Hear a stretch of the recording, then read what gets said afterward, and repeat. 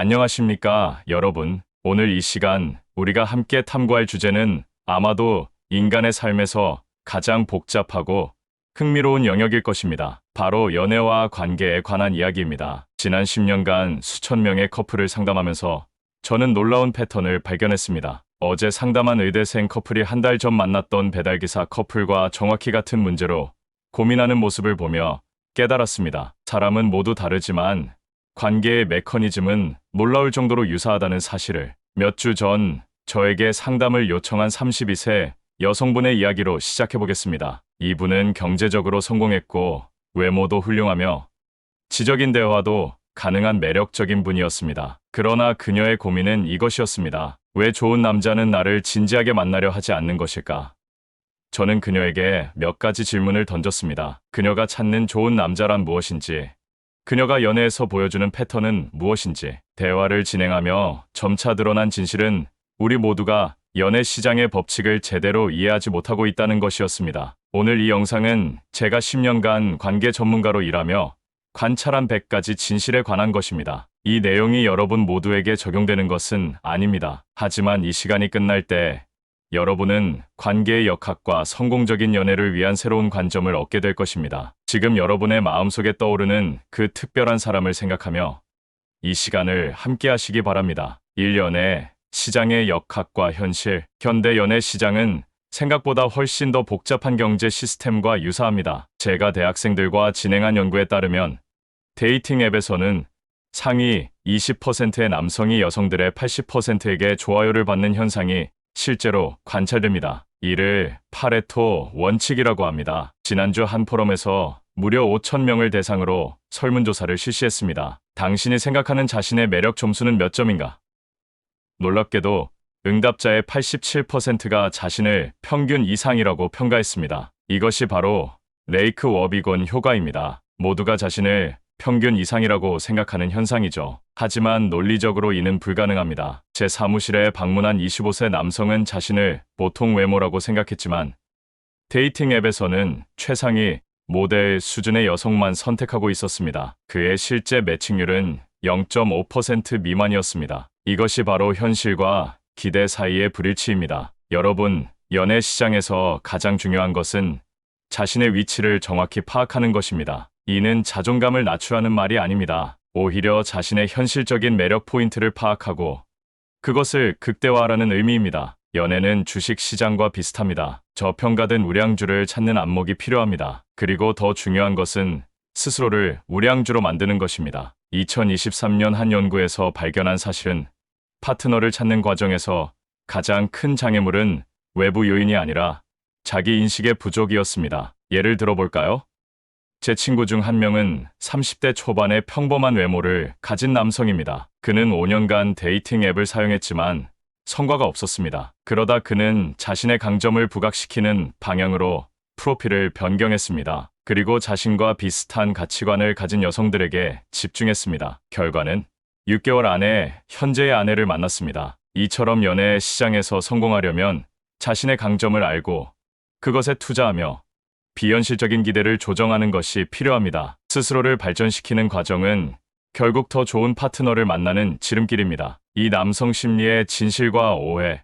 이제 남성 심리에 대해 이야기해 보겠습니다. 제가 500명의 남성을 대상으로 한 심층 인터뷰에서 발견한 사실은 다음과 같습니다. 남성들은 생각보다 훨씬 단순하면서도 또 훨씬 복잡합니다. 먼저 남성들의 시각적 선호에 대한 이야기부터 시작하겠습니다. 대부분의 남성은 초기 매력에 있어 시각적 요소를 중요시합니다. 이는 진화론적 관점에서 설명할 수 있습니다. 그러나 이는 남성들이 외모만 본다는 의미가 아닙니다. 지난해 제가 진행한 설문조사에서 남성들에게 장기 관계에서 가장 중요하게 생각하는 요소를 물었더니 성격 호환성과 정서적 지지가 외모보다 높은 순위를 차지했습니다. 재미있는 사례가 있습니다. 제 연구실에서 진행한 시험에서 남성들에게 같은 여성의 사진을 보여주되 한 그룹에는 이 사람은 자선활동가입니다 라고, 다른 그룹에는 아무 정보도 주지 않았습니다. 자선활동가라고 소개받은 그룹은 그 여성을 평균 25% 더 매력적으로 평가했습니다. 이것이 바로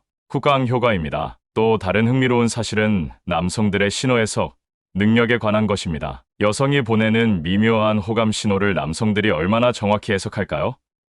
제 실험에 따르면 정확도는 평균 36%에 불과했습니다. 다시 말해 여성이 보내는 신호의 64%는 오해되거나 아예 인지되지 못했습니다. 이런 유형의 오해가 실생활에서 어떻게 나타나는지 예시를 들어보겠습니다. 지난달 만났던 클라이언트는 자신이 관심 있는 여성과 함께 커피를 마셨는데 그녀가 다음에 또 만나요라고 말했다고 합니다. 그는 이것을 강한 호감 신호로 해석했습니다. 그러나 실제로 그 여성의 의도는 단순한 사교적 인사였습니다. 이처럼 남성들은 종종 중립적인 행동을 호감으로 과대 해석합니다. 반면 다른 남성은 여성이 적극적으로 관심을 표현했음에도 그냥 친절한 것 같다라고 생각했습니다. 이런 경우는 호감 신호의 과소해석입니다. 남성의 감정 표현에 대해서도 이야기해 볼 필요가 있습니다. 많은 남성들이 감정적 억압을 경험합니다. 이는 남자는 약해 보이면 안 된다라는 사회적 기대 때문입니다. 한 연구에 따르면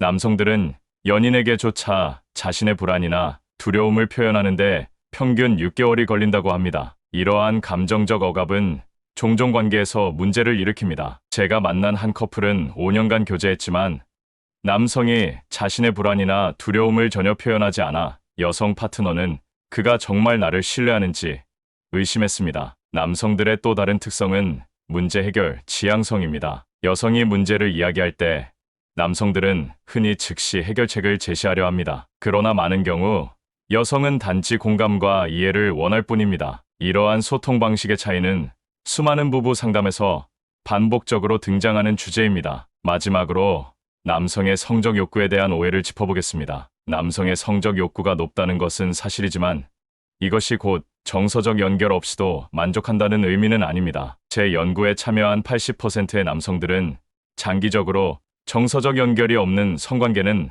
만족스럽지 않다고 응답했습니다. 3. 데이팅 전략의 현대적 접근. 이제 이러한 이해를 바탕으로 현대 사회에서 효과적인 데이팅 전략에 대해 이야기해 보겠습니다. 먼저 가장 중요한 것은 자기 가치의 인식입니다. 연애 시장에서 성공하려면 자신이 제공할 수 있는 가치가 무엇인지 정확히 알아야 합니다. 이는 외모만이 아닙니다. 지적 호기심, 감정적 지지 능력, 유머 감각, 재정적 안정성, 열정적인 취미 등 다양한 측면이 포함됩니다. 지난해 제가 코칭한 38세 여성을 예로 들어보겠습니다. 그녀는 오랫동안 완벽한 남자를 찾았지만 성공하지 못했습니다. 우리는 그녀의 기준을 분석했고 놀랍게도 그녀가 원하는 남성의 특성 중 60%는 그녀 자신이 갖추지 못한 것들이었습니다. 예를 들어 그녀는 재정적으로 성공한 남성을 원했지만 자신은 커리어에 큰 관심이 없었습니다. 우리는 그녀의 실제 가치에 집중하는 방향으로 전략을 수정했고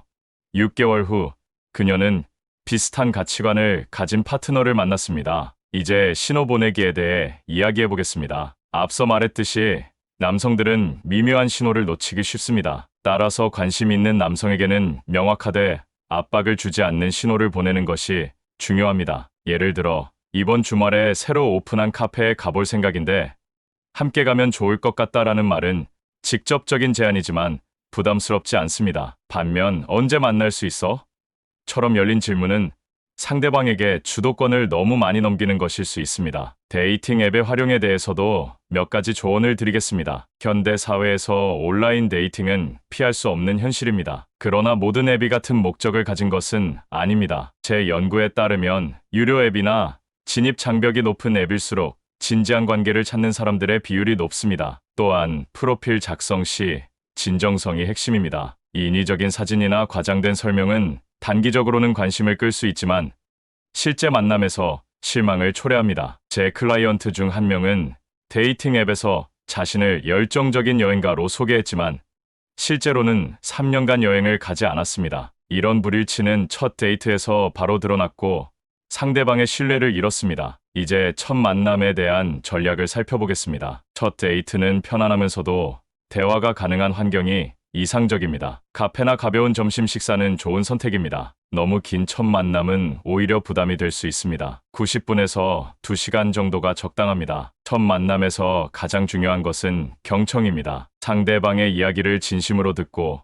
관련 질문을 하는 것보다 더 좋은 인상을 남기는 방법은 없습니다. 한 연구에 따르면 데이트 중 상대방의 이야기를 75% 이상 들어준 사람은 두 번째 데이트로 이어질 확률이 3배 높았습니다. 또한 첫 데이트에서 과거 연애 이야기나 미래에 대한 심각한 계획은 피하는 것이 좋습니다. 이는 너무 이른 단계에서 부담을 줄 수 있습니다. 대신 취미, 관심사, 여행 경험 등 가벼우면서도 상대방의 가치관을 알 수 있는 주제가 좋습니다. 거절에 대해서도 이야기해봐야겠습니다. 거절은 데이팅의 자연스러운 부분입니다. 제가 상담한 많은 사람들이 거절에 대한 두려움 때문에 기회를 놓치곤 합니다. 거절을 받는 것은 당신의 가치를 부정하는 것이 아니라 단지 호환성이 맞지 않다는 신호일 뿐입니다. 또한 누군가를 거절해야 할 때는 명확하되 친절하게 하는 것이 중요합니다. 당신은 정말 멋진 사람이지만 저는 지금 다른 방향으로 나아가고 있습니다. 와 같은 표현이 도움이 될 수 있습니다. 모호한 메시지는 오히려 더 큰 혼란을 초래할 수 있습니다. 4. 현대 관계의 역학과 권력 균형. 이제 본격적으로 관계가 형성된 후의 역학에 대해 살펴보겠습니다. 건강한 관계의 핵심은 균형입니다. 이는 감정적, 재정적, 그리고 의사결정 측면 모두에 적용됩니다. 최근 제가 연구한 300쌍의 커플 데이터에 따르면 관계 만족도가 높은 커플들은 공통적으로 상호 존중과 균형 잡힌 기여를 보여주었습니다. 반면 한쪽이 지나치게 많은 것을 주거나 받는 관계는 장기적으로 불만족으로 이어졌습니다. 이런 불균형은 다양한 형태로 나타납니다. 예를 들어 한 파트너가 항상 데이트 비용을 지불하거나 한쪽만 감정적 지지를 제공하거나 또는 한 사람의 의견이 항상 우선시되는 경우 등이 있습니다. 특히 주목할 만한 것은 의사결정 균형입니다. 제 상담 경험에 따르면 큰 결정에서 한쪽의 의견만 반영되는 커플은 시간이 지날수록 불만이 쌓입니다. 이런 불균형은 종종 가스라이팅이나 감정 조작으로 이어질 수 있습니다. 가스라이팅이란 상대방이 자신의 기억이나 인식을 의심하게 만드는 행위입니다. 예를 들면 내가 그런 말 한 적 없어. 넌 너무 예민해. 그건 내 착각이야. 등의 표현이 반복적으로 사용될 때 주의해야 합니다. 제가 만난 한 여성 클라이언트는 파트너가 약속을 지키지 않을 때마다 내가 날짜를 잘못 기억했어라는 말을 들었습니다. 시간이 지나면서 그녀는 자신의 기억력을 의심하기 시작했고 결국 메모하는 습관을 들였습니다. 나중에 메모를 통해 자신이 정확히 기억하고 있었음을 확인했을 때 그녀는 관계의 불균형을 깨닫게 되었습니다. 건강한 관계에서 중요한 또 다른 요소는 개인 공간의 존중입니다. 친밀함과 독립성 사이의 균형을 찾는 것은 쉽지 않지만 필수적입니다. 제 연구에 따르면 서로의 개인 시간과 공간을 존중하는 커플은 그렇지 않은 커플보다 관계 만족도가 34% 높았습니다. 이는 특히 현대 사회에서 중요합니다. 왜냐하면 우리는 스마트폰과 소셜미디어를 통해 상대방과 항상 연결되어 있기 때문입니다. 이로 인해 상시 연결에 대한 기대가 생길 수 있으며 이는 건강하지 않은 의존성을 초래할 수 있습니다. 한 예로 제가 만난 커플은 서로 위치 공유 앱을 사용했는데 한쪽 파트너가 약속 장소에 10분만 늦어도 다른 파트너가 불안해하며 계속 연락했습니다. 이러한 과도한 감시는 신뢰 부족을 나타내며 장기적으로는 관계를 손상시킵니다. 또한 감정적 정직성도 건강한 관계의 핵심입니다. 이는 자신의 감정을 솔직하게 표현하되 건설적인 방식으로 하는 것을 의미합니다. 너 때문에 화가 났어 보다는 이런 상황에서 내가 느끼는 감정은 실망감이야와 같이 나 메시지를 사용하는 것이 효과적입니다. 현대 관계에서 자주 발생하는 문제 중 하나는 디지털 불신입니다. 파트너의 휴대폰이나 소셜미디어를 확인하고 싶은 충동은 이해할 수 있지만 이는 대개 더 큰 신뢰 문제의 증상입니다. 제 상담 경험에 따르면 상대방의 디지털 활동을 감시하는 행동은 단기적으로는 안심을 줄 수 있지만 장기적으로는 관계의 기반을 훼손합니다. 마지막으로 성장에 대한 지지가 중요합니다. 건강한 관계는 각 파트너가 개인적으로 성장할 수 있는 공간을 제공합니다. 제 연구 결과 파트너의 개인적 성장을 지지하는 커플은 관계 만족도가 42%더 높았습니다. 한 남성 클라이언트는 파트너가 대학원 진학을 결정했을 때 처음에는 불안해했습니다. 그는 관계에 덜 집중하게 될 것을 걱정했습니다. 그러나 그녀의 학업을 지지하기로 결정한 후 오히려 둘의 관계는 더 깊어졌습니다. 왜냐하면 그녀는 자신의 꿈을 존중해주는 파트너에게 더 깊은 애정을 느꼈기 때문입니다. 5. 장기적 관계와 호환성의 비밀, 이제 장기적 관계의 성공 요인에 대해 살펴보겠습니다. 초기에 열정이 식은 후에도 관계를 지속하게 만드는 것은 무엇일까요? 가장 중요한 요소는 가치관의 일치입니다. 제 연구에 따르면 돈, 가족, 라이프 스타일, 종교에 대한 견해가 유사한 커플은 그렇지 않은 커플보다 이혼율이 50% 낮았습니다. 예를 들어 한쪽은 도시 생활을 선호하고 다른 쪽은 시골 생활을 꿈꾼다면 이는 단순한 취향 차이가 아니라 근본적인 라이프 스타일 불일치입니다. 이런 차이는 시간이 지날수록 더 큰 갈등으로 발전할 수 있습니다. 또 다른 중요한 요소는 갈등 해결 방식입니다. 모든 커플은 갈등을 경험합니다. 차이점은 그 갈등을 어떻게 다루느냐에 있습니다. 건강한 커플은 공격 방어 패턴 대신 이해 해결 접근법을 사용합니다. 제가 상담한 한 커플은 매번 작은 문제로도 심각한 싸움을 했습니다. 문제는 그들의 의사소통 방식이었습니다. 한쪽이 문제를 제기하면 다른 쪽은 즉시 방어적이 되었습니다. 우리는 비폭력 대화 기법을 연습했고 관찰, 감정, 욕구, 요청의 순서로 소통하는 법을 배웠습니다. 6개월 후 그들의 갈등은 크게 줄었습니다. 장기적 관계에서 자주 간과되는 또 다른 측면은 성적 호환성입니다. 초기 관계에서는 열정이 자연스럽게 존재하지만 시간이 지남에 따라 이를 유지하기 위해서는 의식적인 노력이 필요합니다. 제 연구에 따르면 성생활에 만족하는 커플은 그렇지 않은 커플보다 전반적인 관계의 만족도가 31% 높았습니다. 중요한 것은 빈도가 아니라 품질과 소통입니다. 자신의 욕구와 선호도에 대해 열린 대화를 나눌 수 있는 커플이 더 큰 만족감을 경험했습니다. 장기적 관계에서 흔히 발생하는 문제 중 하나는 당연시입니다. 시간이 지남에 따라 우리는 파트너의 좋은 점을 당연하게 여기고 작은 단점에 집중하게 됩니다. 이를 심리학에서는 부정성 편향이라고 합니다. 한 실험에서 커플들에게 일주일 동안 매일 파트너의 긍정적인 특성 3가지를 적도록 요청했습니다. 이 단순한 연습만으로도 관계 만족도가 평균 22% 상승했습니다. 이는 우리의 관점이 관계 경험에 얼마나 큰 영향을 미치는지 보여줍니다. 또한 장기적 관계에서는 상호 성장이 중요합니다. 많은 사람들이 오해하는 것 중 하나는 완벽한 파트너를 찾으면 모든 문제가 해결된다는 믿음입니다. 그러나 현실에서는 완벽한 파트너보다 함께 성장할 수 있는 파트너가 더 중요합니다. 제가 10년간 추적 연구한 커플들 중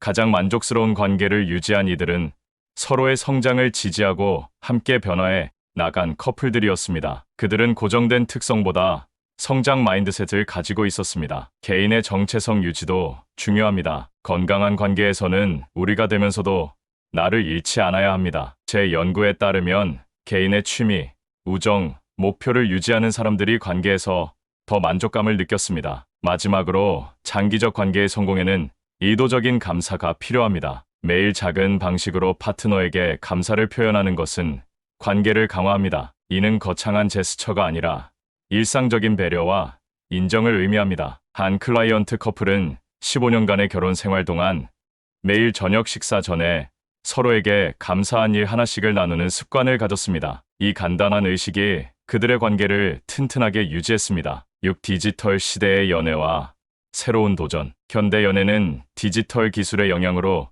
이전 세대와는 매우 다른 모습을 보입니다. 데이팅 앱, 소셜 미디어, 문자 메시지 등은 우리가 만나고 소통하고 관계를 형성하는 방식을 근본적으로 변화시켰습니다. 먼저 선택의 과부하 현상에 대해 이야기해 보겠습니다. 데이팅 앱은 우리에게 무한한 선택지를 제공하는 듯하지만 이것이 항상 좋은 것은 아닙니다. 심리학 연구에 따르면 너무 많은 선택지는 오히려 결정을 어렵게 만들고 선택에 대한 만족도를 낮춥니다. 한 실험에서 데이팅 앱 사용자들을 2그룹으로 나누었습니다. 한 그룹에는 50개의 프로필을, 다른 그룹에는 10개의 프로필을 보여주었습니다. 놀랍게도 10개의 프로필을 본 그룹이 더 높은 매칭률과 만족도를 보였습니다. 이는 더 적은 것이 더 많은 것임을 보여줍니다. 이런 환경에서는 초점 전략이 중요합니다. 한 번에 너무 많은 사람과 대화하지 말고 진정한 호환성을 느끼는 이에서 3명에게 집중하는 것이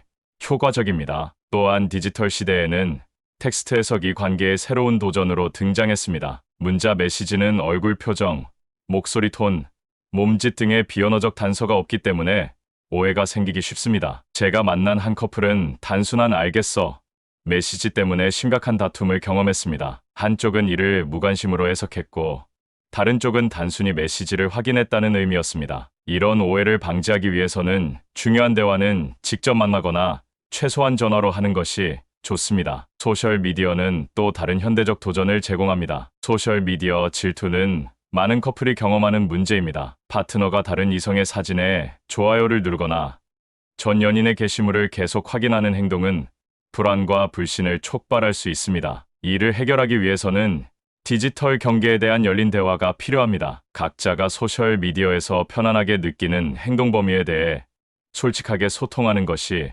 중요합니다. 모든 커플에게 맞는 단일 규칙은 없으며 중요한 것은 상호 존중과 이해입니다. 고스팅도 디지털 데이팅의 흔한 현상입니다. 제 설문조사에 따르면 데이팅 앱 사용자의 78%가 고스팅을 경험했습니다. 이는 심리적으로 매우 상처가 될 수 있으며 자존감과 신뢰에 영향을 미칩니다. 고스팅을 당했을 때는 이것이 당신의 가치를 반영하지 않는다는 점을 기억하는 것이 중요합니다. 오히려 상대방의 소통 능력과 성숙도를 보여주는 지표입니다. 제 클라이언트 중 한 명은 고스팅 후 6개월 동안 데이팅을 피했지만 이것이 상대방의 문제였음을 이해한 후 다시 자신감을 찾았습니다. 디지털 시대의 또 다른 도전은 관계의 공개성입니다. 언제 관계를 소셜미디어에 공개할지, 어떤 사진을 게시할지, 얼마나 자세한 정보를 공유할지 등의 결정이 필요합니다. 이 역시 파트너와의 솔직한 대화를 통해 결정해야 합니다. 마지막으로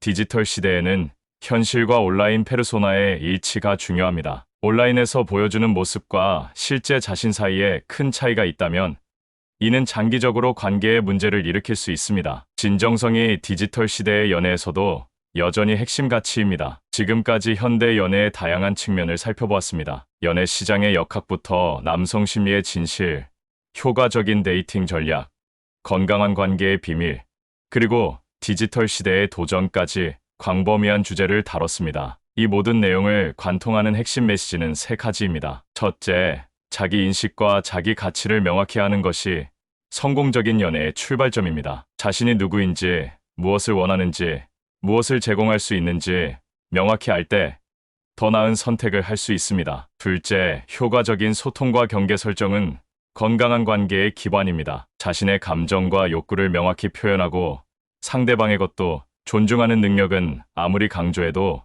지나치지 않습니다. 셋째, 관계는 정적인 것이 아니라 지속적인 성장과 변화의 과정입니다. 완벽한 파트너나 완벽한 관계는 존재하지 않습니다. 중요한 것은 함께 성장하고 서로를 지지하며 매일 관계에 투자하는 것입니다. 연애는 때로 좌절스럽고 혼란스러울 수 있지만 그것은 또한 우리 삶에서 가장 풍요롭고 의미 있는 경험 중 하나입니다. 오늘 나눈 내용이 여러분의 관계를 더 깊고 만족스럽게 만드는데 도움이 되기를 바랍니다. 마지막으로 이 모든 조언은 일반적인 패턴과 연구에 기반하지만 모든 사람과 모든 관계는 고유하다는 점을 기억하시기 바랍니다. 자신과 파트너에게 가장 적합한 방식을 찾는 여정을 즐기시기 바랍니다.